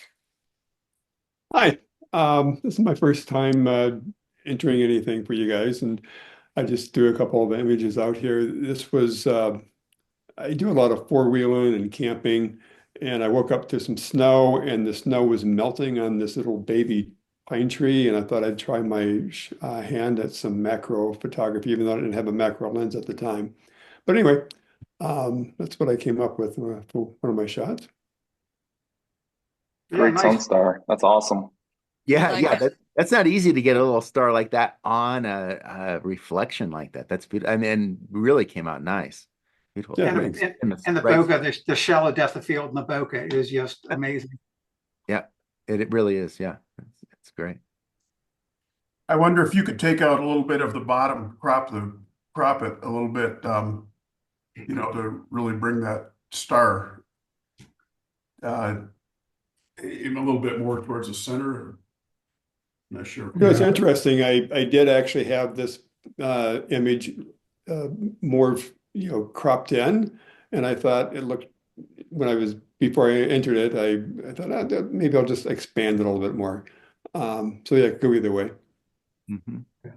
Yeah, I might even like it as a square. I wonder if you could move around a little bit and get more of it with the dark background behind it really Hmm. makes it pop. If you could move your body around and get, that light part gone so that it's all dark behind it would be Oh yeah. neat. Sure. But I love the star and I'd crop a little off the top too. I agree with Bruce. I think a square crop might be a cool iteration. Okay. Need to move to the next one. Yep. This is Paige. Beautiful. So took the family up to Crested Butte during the spring of the year, and I dabble in portrait photography, so I thought I'd throw this one in and see what you guys thought. Beautiful. I like it a lot. Were you using like because it had really nice backlight on the hair, the backlight on there, the way the flowers pop. This is really nice. The golden color of the sky. Did you use like a reflector or anything like that to push the light on? I didn't. I just, it's interesting. It was an amazing sunset, and the sky was just brilliant orange. So I actually toned it down here a little bit. Okay. And actually underexposed this shot to try not to blow out the sky. And so what I like to try to do is pull in sunshine from wherever the sun is coming from. And it just lit everything up with her. So you can see the lower half of her is a little bit darker. No, I also darkened it as well with a gradient, but even then, the sun rays that I had coming up behind her just lit up her face perfectly. So it's just It's a beautiful shot. Very nice. Could you possibly clone out the two lower right purple Oh flowers? yeah, I see that. Those that are out of focus. Yeah, that'd be a good idea. They're way out of focus compared to everything else in that foreground. Yeah, it's a little distraction. Yeah. Good Yeah, point. great, fantastic shot. Yeah, The only awesome, thing I would- awesome. Very nice. The only thing I would Thanks. probably do is, I was going to say, make her face just a little less white.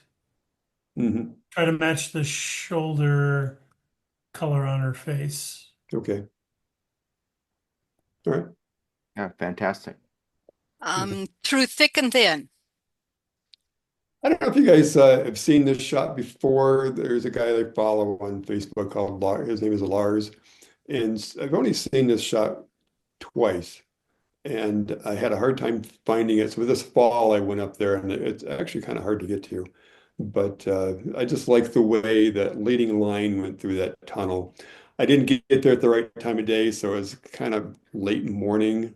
But then I also missed the fall colors in this particular area, and so the leaves were kind of getting past their due. But anyway, I was there, took my best shot. Patrick, the only thing I have to say is you've really blown it because we have two competitions coming up, leading line and shot from the ground level. And you really messed up by showing us here. Well, I got another leading line picture that I've got in mind. Okay, well, fantastic photo and well done. Yeah, real Thanks. nice. And I think you're talking about Lars Lieber, probably, who I know Yeah.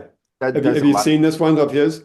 I know he does a lot of those ones where he really gets something very close in focus on the front. And I think he did a really nice job with this. Yeah. Thanks. Long way home. So again, that was about four-wheeling and near the sunset time. And I think it's Jim that mentioned earlier, never have a subject really to focus on. I do a lot of landscape, and it's like I need something. And this is actually a trail called Argentina up near Georgetown. And anyway, this guy was at the top of the Argentine Peak, which is all so it's I guess a 13,000-foot mountain. But anyway, he was walking back, and I was actually shooting the reflection off of the mountain here, and this guy was just on the trails, like, it's perfect. Yeah, too bad he's not facing the other way. Like walking away, you mean? Yeah. I mean, Oh yeah, I see what you're saying. the long way home. If he was facing the other way, and he has a long way to go. Anyway, that's just my thought. I really appreciate the way you have the reflection not touching the foreground. The juxtaposition of those two things is perfectly placed. And sharp eye on that. the cloud reflecting in there is real nice too, to see that the reflection itself is a beautiful part of this image. I tried to get more of the reflection in, but the way the landscape was and my height, I mean, that's the best I could do. Oh, I know. Yeah, I've been there. So one of the things I'll tell you guys, I pointed out in my picture of my daughter, that portrait shot. If you look at the upper right-hand corner, what I like to do with a lot of my, especially around sunset or sunrise, usually sunset for me, I like to add the glow of the sun, whether or not it's there, and add the warmth to try to give it more of that sunset feel. And just kind of wanted to get your guys' opinion on that glow. I mean, basically, I do a radial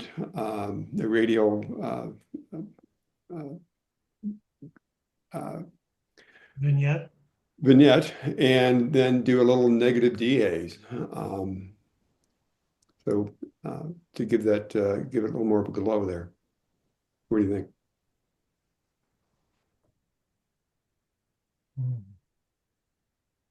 I like those ideas. So Yeah. It's always something worth trying for sure.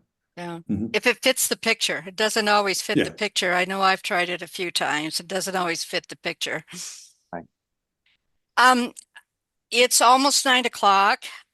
Bruce, how long can we stay on the Zoom meeting? I think we only have we like can 24 stay hours. on till we can stay on till the cows come home. We have 24 hours, so we've got Okay. Now, We can if stay on. everyone's, we've got quite a few pictures yet to go. Let's try to limit it to, just to 2 minutes each and go through them. Okay. Carolyn, this is watercolors. This is in Waterton Canyon, and I don't know if there's anything special about it, but since I stopped and took the picture, I may as well show everyone. Yeah, it's You guys beautiful. don't have to comment. We can just go on to the next one if you want to. Get some Really nice colors, though. I will say that I like the composition on the water, but to keep things short, we'll do that. But this is beautiful, Carolyn. Well, thanks. I like the leading lines of the water through it, Mhm. going through it. If there was a bear in there, it would be better though. The bug chases on. And this is in Africa, and this is a lilac roller. and he was chasing a bug. Of course, the bug I didn't get. So my comment on this one, Carolyn, is I hate you. 'Cause I Perfect. didn't, Just I, the I, composition. Yeah. I didn't get any like that. That's gorgeous. That's Look at the lovely. colors and the depth of field. I mean, and the subject is nice and sharp and getting the shutter speed to catch that. But the wings and the tail position are so perfect. It's beautiful. No, I got lucky because I was just shooting, 100,000 photos. And the way that stands out against that background and the depth of field, that's amazing. Amazing color. Well, thanks. Ready, set, go. And this was an egret taking off in Caddo Lake. Oh, nice. Nice job. The little specks of water coming off the back feet and that adds to it. It gives that sense of that it is just coming off of the water and the wing positions are good. I like that a lot. The depth of field is nice and shallow. Yeah. And the positioning is perfect. The beak is just before it hits those dark brown behind, so you can see the whole bird. Perfect. Yeah. Okay. Once again, a lucky shot. This is the moss tree. The moss tree. This is also at Caddo Lake. I liked it, but I don't know if it appealed to anyone else. You guys can be honest. If you don't like it, just say so. I like it. I like it a lot. Yeah. Once again, it's got all of that texture, the branches, the moss that come down, the colors. Again, it gives it sort of I mean, we know that it is trees and moss and so forth, but at the same time, it has kind of that abstracty look that keeps your eye looking all the way through it for different specks of color and texture and tones. I think it looks great. It's beautiful. I see a dancer in it. Yeah. Yeah. It's like an image of a person dancing or a ballet. Yeah. I like the dark tree in the middle he has like his arms are out. Yeah. And again, the depth of field, right? So the non-mossy trees in the background are out of focus. And so I think it's perfect. Okay. Well, thanks. Hat on a tree. This is Bruce. So you're gonna see a few Caddo Lake pictures here. We came around the corner. It was kind of foggy and trying to do some stuff, and I found there's a lot of atmospheric distortion from across the water on a boat with a long lens. So I don't know. Just looking for input on crop, tone. Is the fog too light, too dark? Yeah. I would crop it down from the top a little bit. A lot. Yeah, I don't think any of that top part adds to it, and maybe even crop a little bit of the lower part. That's a little bit, maybe a little bit out of focus section on the lower part.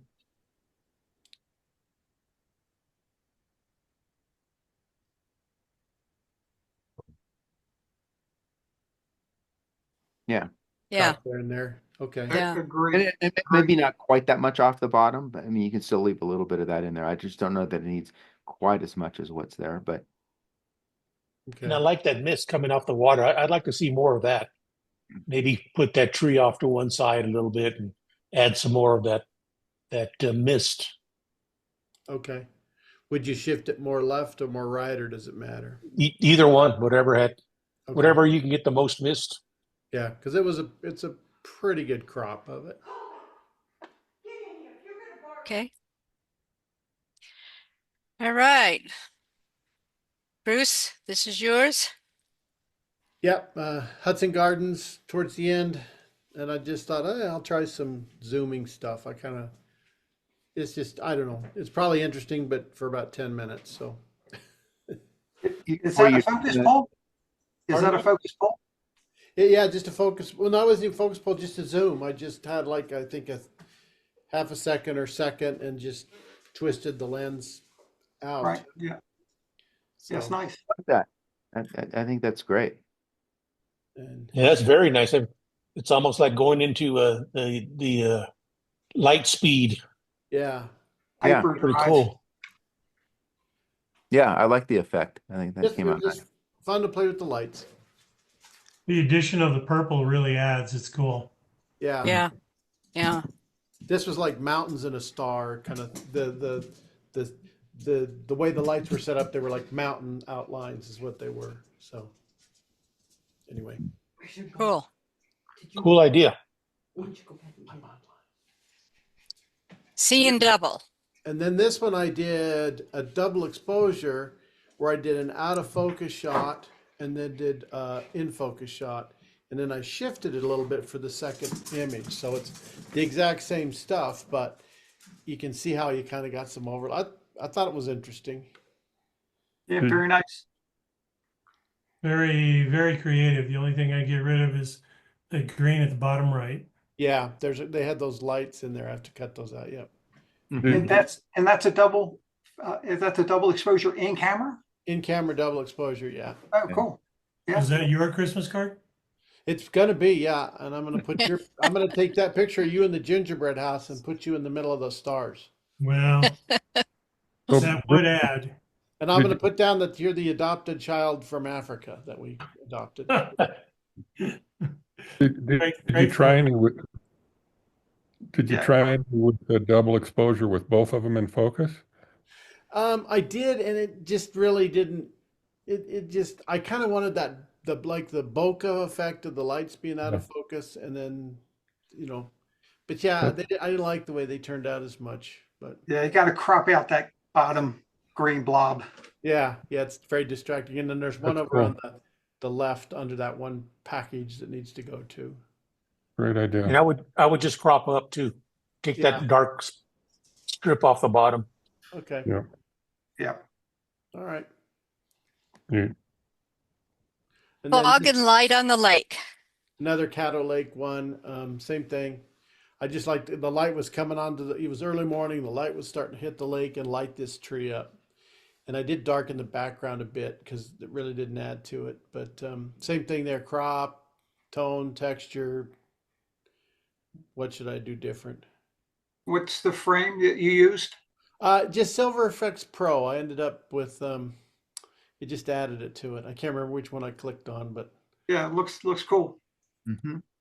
Yeah. I'd like It to say seems like it needs a little more contrast. more contrast. Okay.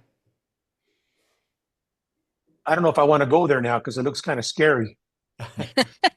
There was an abandoned houseboat out there that was like, all you needed was some like zombies on it. It was pretty it was a little bit weird out there. And the guy said that people would drag boats over to the Louisiana side and abandon them because I guess Louisiana was less, I don't know, they just didn't care or something, but this big old houseboat just sitting out there.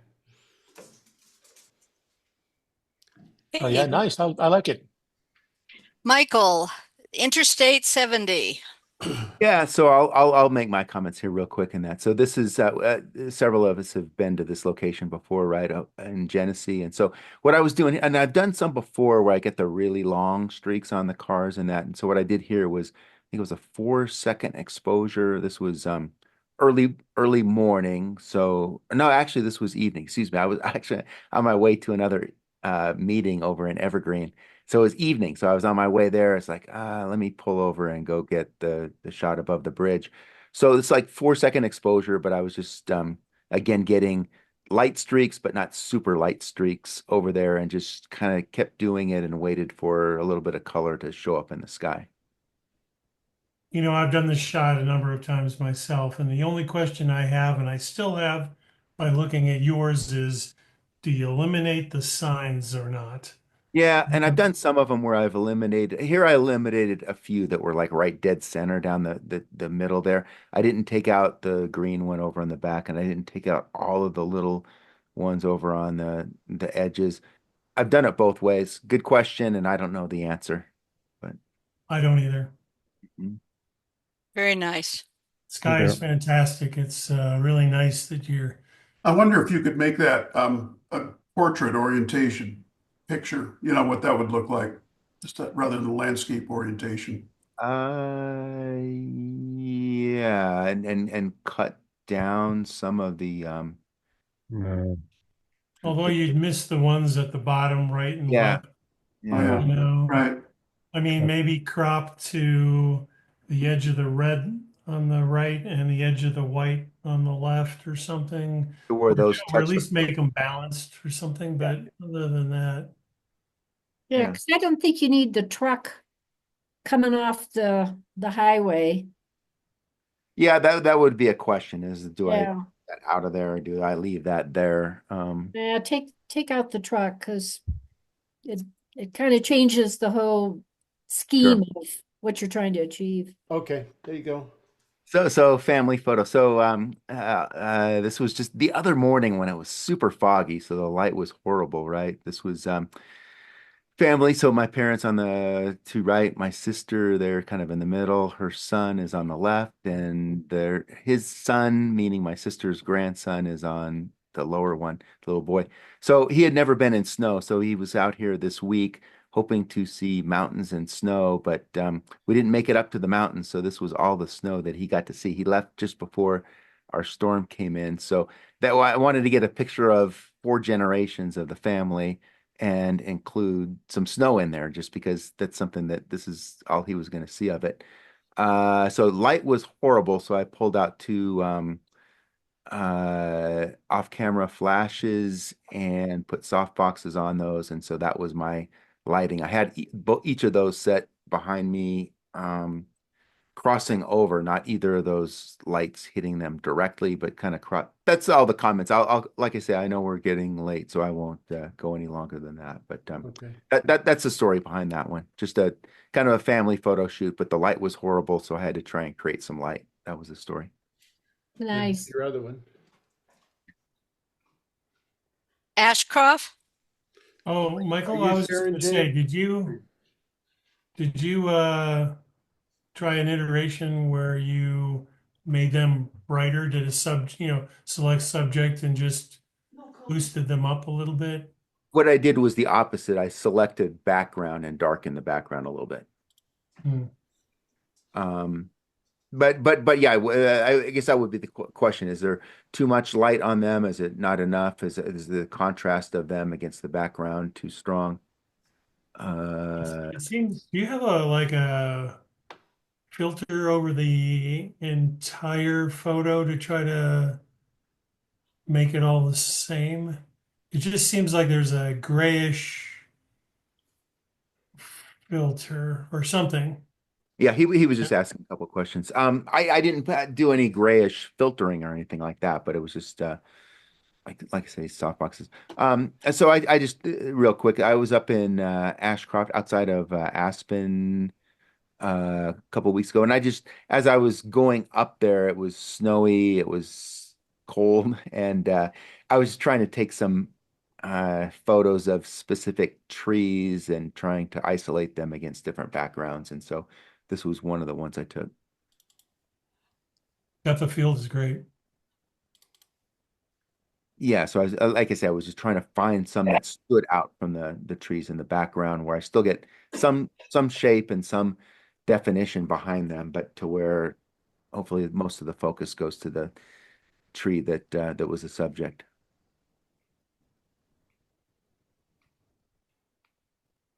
Frying Pan River? Same day, I came down from Ashcroft, and then the Frying Pan River that flows into Basalt. I drove up there, and it was actually just a few minutes after this, and the snow really started coming down. But I was just looking, got down near the water, and kind of watched my step and put the camera on a tripod so that I can get I think I was about a half second exposure on this one, just to get a little bit of flow in the water. But wanted to get, again, just kind of a river type scene with a little bit of motion to it. With the winter making everything monochromatic, I appreciate that you boosted the saturation in the rocks and the green in the water. That makes things pop. It's really nice. Yep. I did do a little bit of that. Yeah, little tonal contrast. Yeah, you could even put more green in just to see if it really brought it out. But Right. fantastic, yeah. Great. Yeah, I like the water. Great. Great. Thanks. This was just in Africa, in Botswana. One of the birds there, I just darkened the background to emphasize the bird more. Took a few branches out. And the only thing I have another picture where the feet are sharp. It's not sharp in here, but I just didn't know, since you focus on the bird and the sharpness on the eye, etc., if that bothered you. I think having the feet sharp would be nice. I'm not sure if it's critical because the other thing is this is just a spectacular with the you know, the lighting is just great. You know, the eye and the blur in the background. I mean, this is just a great thing. It does bother me a little bit that the feet are not sharp. Yeah, maybe Okay. just make it more of a portrait, a headshot of the bird and not. I could do that, yeah. Can you clone the other feet onto this one? Sure. Sure, I could. You can do anything. No, I can't. It's not like the feet are that pretty. So I'm not looking at the feet. Right. Right. It's really the eye down to the lower part of the body. Who cares what the feet look like? I mean, Yeah, I'm the same way. I'm just looking at the brightest spot, yeah, and that's the yeah, bird's body. yeah. I'll tell you what I thought when I saw it, since the feet were not in focus, I wondered if you put a secondary filter in Lightroom on it just to super blur it, and that feet got caught up in that thing. I did not put a filter on it, no. The depth of field was just off a little bit on that. It was pretty shallow. It was just on the bird. You know, you can just see it on the body of the bird there, so. Well, you didn't blow out the feathers. They No. were just so sharp. I mean, spectacular, Jane. I mean, Yeah. just really spectacular. Thank you. And I just called this profile. I just was working with some of just black and white and trying to bring out the whites, etc. in it. What do people think Yeah. about those hairs on the jowls on the top, the ones that kind of are stray? I know obviously they're there. Is it distracting? A little bit. Gotcha. A Yeah. little bit they're there. I mean, I think it's natural. It's just the way that the light's hitting them. I love the contrast throughout this. It's and kind of the way the rim light is hitting this is beautiful. The eyes are nice. Those couple strands, they're not bothering me, but I see what you're saying about. Yeah, I do too. Yeah. And then Yeah, it's up to you. yeah, you've got some lighter spots in the background that maybe it's my screen, but there's like a spot just above his nose and some other stuff that you might just want to darken the background just a little more. Okay. Do you see Okay. that? Do you see him? Yeah, I do. Yeah. Okay. All right. This is called Dick and Charlie's Tea Room, and there are no no rules. This was taken, of course, in Caddo Lake, how you say that. This one I think is Yeah. beautiful. I love the colors in this thing and just the fact that you got the sign over there and the building, the reflection that comes down on it.